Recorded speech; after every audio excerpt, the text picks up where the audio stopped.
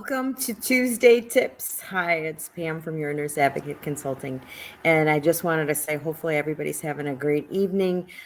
It's here in Wisconsin, it's staying lighter longer now. We're get some hints of spring, and so that's pretty exciting. But so tonight's topic is kind of is more of a philosophical, I think, discussion versus a how to declutter. I mean, we're gonna talk a little bit about that, but the main thing is to talk about how emotions can run really, really high with your aging parents or your grandparents. And I mean, if this situation isn't handled with a lot of empathy and a lot of concern, it can really go sour fast.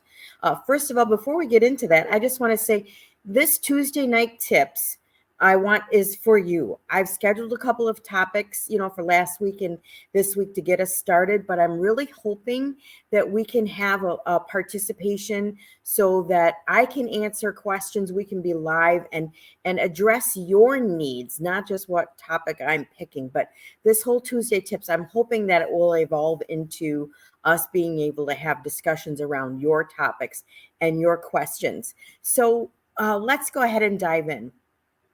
So when we're talking about decluttering and downsizing our aging parents, whether they're going to a nursing home, assisted living, a senior apartment, or maybe they're moving in with you, we're looking at decades of items that they've had in their home, memorabilia, photos, furniture, things that maybe have been passed down from their family, their parents.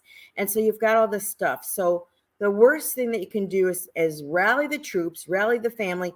Okay, we're going over to Grandma and Grandpa's today. We've got to get them all packed up. Let's get her done. Okay, Mom, Dad, go through the box. Oh, this looks like junk to me. You don't need this. Okay, this goes in the junk pile. Okay, this look. Okay, this is in pretty good shape, but you don't need this. Okay, this goes in to the donate pile, and they're going to get so flustered and so crazy because this is their dash. And if anyone hasn't read that poem, I really encourage all of you to go out and read that poem. Just Google it, go on YouTube, and it's called The Dash. And what the dash is what the dash represents is the dash on your headstone in between the year you were born and the year that you passed away. So your whole entire life is that dash. So that's what I mean by sorting through all of these things that belong to your family, is your grandparents or your parents, is that's their dash, that's their life, that's everything they've collected. So this is not the time to okay, we're getting this done in 4 hours. That's a recipe for disaster.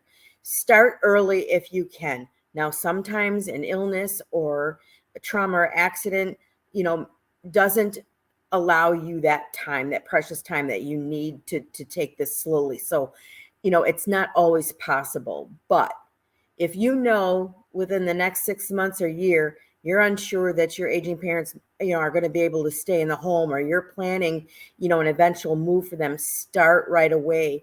And, take that time to relive memories with them. Video them, record them. I'm sure they have so many amazing stories from their childhood. Maybe they've got stories about relatives or families that you've never heard before. This is your legacy. This is your family. So, build memories, have this be a cherished moment instead of your parents just being so frantic because they're literally seeing their life go before them in piles. And so that's the one thing, the first thing is take your time. And you do want those 3 piles. You do want the keep, you do want the donate, and you do want the throw away. But make sure that they're having some input. Don't discount their objects or their belongings. Just say if they say no, I want to hang on to that, then just say, that's okay, Mom, that's okay, Dad. What memories or what's special about this. Have them talk it through it, and they may come to the conclusion that, they're just hanging on to it. It really doesn't have a lot of sentimental value. Let's put it into the can get rid of pile, or the donate pile. So let them process, let them take the time they need. This is big. Everything we talk about in our forum, every blog post, everything we bring up just is another notch in the belt, showing them that they're losing their independence and that they are, on that last journey. They are on the backside of that dash. And so we need to be sensitive to that. And, they've earned so much respect. They've lived so much life. And so let's try and handle that with respect. So open dialogue is huge. We talked about starting early.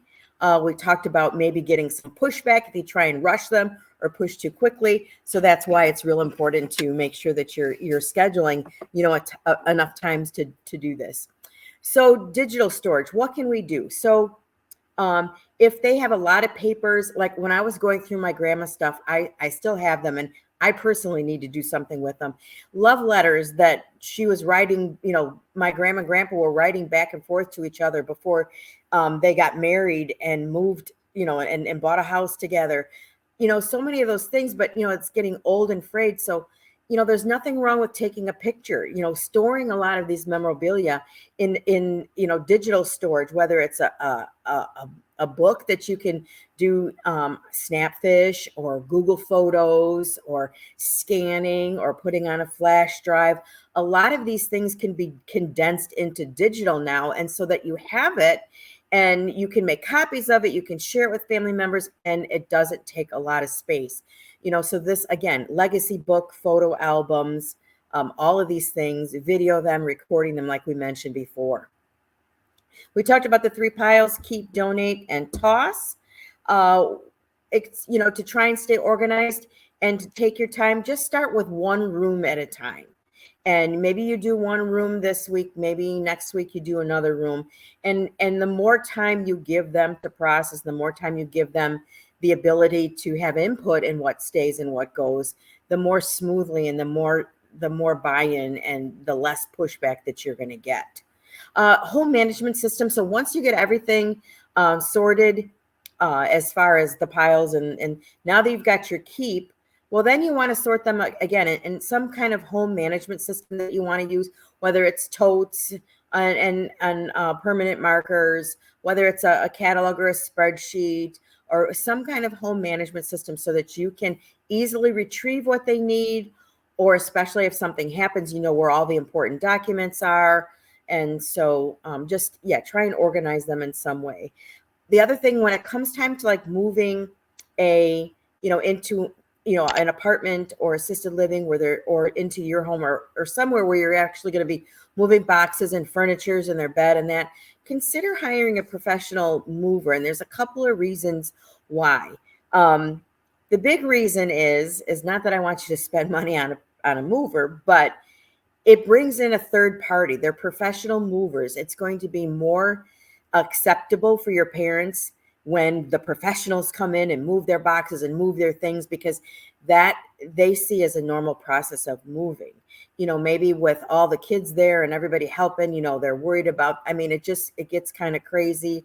And again, it gives them an opportunity to push back and say, hey, well, wait a minute. I'm not ready for this. This is too much. This is going too fast. And so those are my tips. The blog post, I posted that yesterday. We go into a lot more detail. There's a lot more takeaways that you can have. I put a couple more resources in there for blog posts as far as moving into an assisted living. We did a blog post on the Swedish decluttering method. Tosh Patterson is a professional organizer, a coach, and she specializes in what they call the Swedish decluttering method, which is the actual method of decluttering for seniors, transitioning into other living arrangements. So what I'm going to do for you tomorrow is I'm going to drop in the community. I'm going to drop in that interview that we did with Tosh Patterson and talk about some more decluttering and that Swedish decluttering method. So I look forward to dropping that in there. Please, I just encourage everyone. I want this to be a discussion. I want to be able to serve you, as your nurse advocates. Linda and I want to be able to answer your questions. And so please message me or put it in the comment in one of the Tuesday tips post. And then I'll know that that's a question you'd like us to address at the next Tuesday tip. So we'll see you next Tuesday. All right. Have a great night, everybody. Take care.